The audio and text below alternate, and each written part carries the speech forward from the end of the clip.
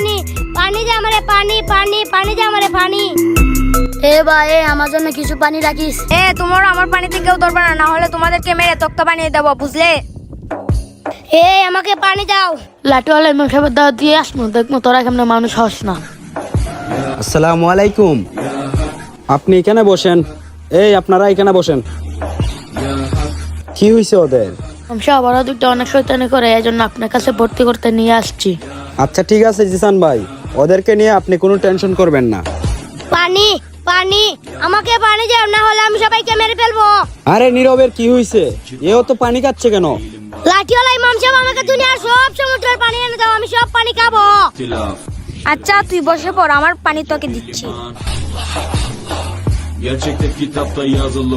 পানি পানি।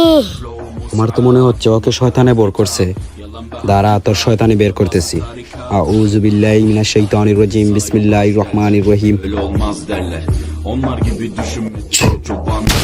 আমি ওই শয়তানের ইবলিস, আমি ওই নীরবের উপরে বল করছি।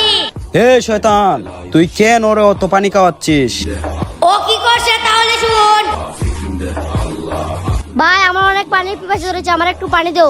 সর ভিখারির বাচ্চা। নে নে নে নে নে নে নে নে।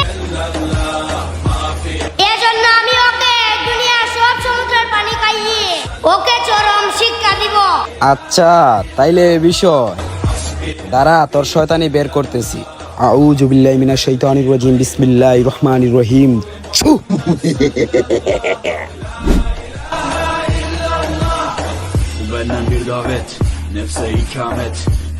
ইমাম সাহেব কি হয়েছিল আমার?